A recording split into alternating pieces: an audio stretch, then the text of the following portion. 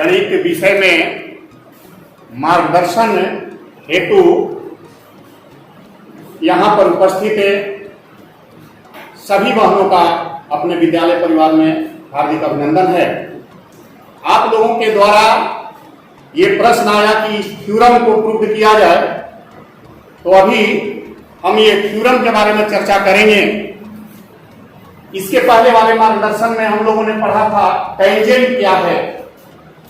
तो अगर कोई लाइन सर्कल को एक पॉइंट पर टच करता है तो उसको क्या कहते हैं? टेंजेंट। जैसे ये आपका सर्कल हो गया, वो इसका सेंटर हुआ और एल लाइन सर्कल को यहां पर टच कर रहा है, तो इसको क्या बोलते हैं? टेंजेंट। क्या बोलेंगे? टेंजेंट। अगर एक लाइन सर्कल को दो पॉइंट पर इंटरसेक्ट करता है तो उसको क्या बोलते हैं? सेकेंड।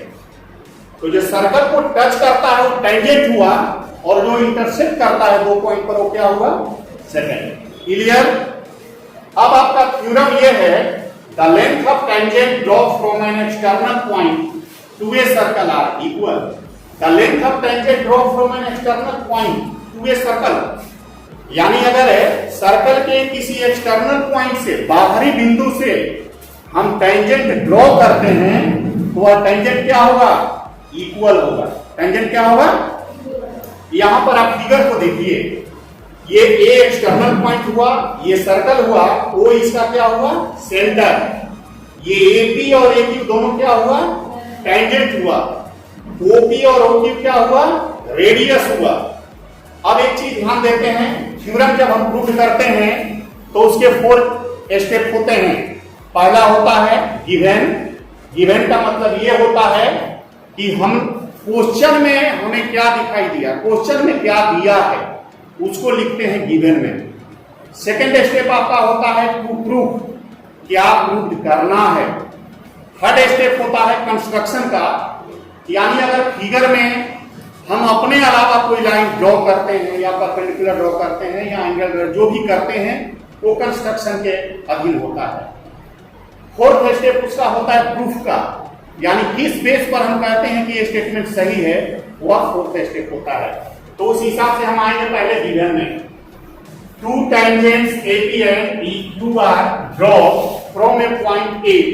दो टेंजेंट है एपी और EQ, जो कहां से ड्रॉ किया गया है? ए से टू ए सर्कल। सर्कल पर विद सेंटर हो, इसका सेंटर क्या है? ओ है। सेकंड स्टेप हुआ टू प्रूफ, क्या प्रूव करना है। तो इसमें टेंजेंट है कौन? एपी और EQ। तो ये प्रूव करेंगे AP is equal to EQ। Construction में हमने क्या किया है?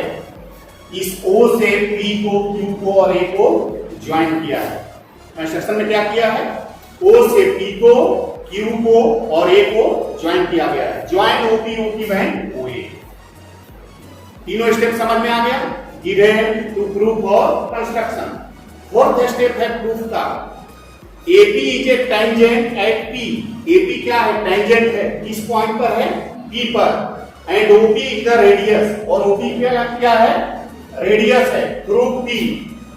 देयरफॉर ये OP क्या होगा? AP पर परपेंडिकुलर होगा। OP क्या होगा? AP पर परपेंडिकुलर होगा। परपेंडिकुलर का मतलब ये एंगल क्या होगा? 90 डिग्री।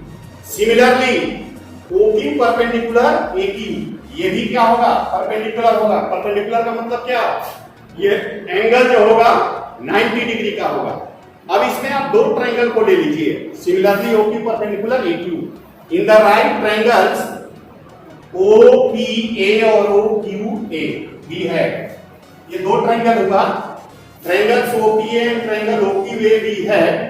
यहां पर ध्यान से देखिए, OP इक्वल टू OQ। ये OP और OQ क्या होगा? बराबर होगा। क्यों होगा? बोलिए। रेडियस है, radii of the same circle, यानी एक ही सर्कल का रेडियस है।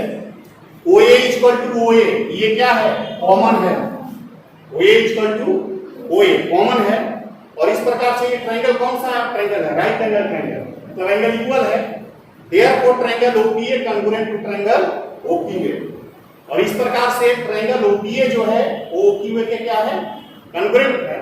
ठीक है? किस क्राइटेरिया से? तो बाय RHS कांग्रुएंस। RHS कंग्रुएंस क्राइटेरिया से है। और जब ट्रायंगल कंग्रुएंट हो जाता है तो उसका साइड और एंगल क्या होता है, इक्वल हो जाता है। इस प्रकार यहां पर अब क्या हो जाएगा, AP equal to AQ। AP किसके बराबर हो जाएगा, AQ के। क्यों बराबर होगा, CP CP से, ठीक है ना, corresponding part of congruent triangles. इस हिसाब से AP जो होगा वो AQ के बराबर हुआ और हमको यही प्रूफ करना था। इसमें किसी को कोई प्रॉब्लम, ठीक है, इसको नोट कर लीजिए लोग। धन्यवाद, फिर दूसरे पीरियड।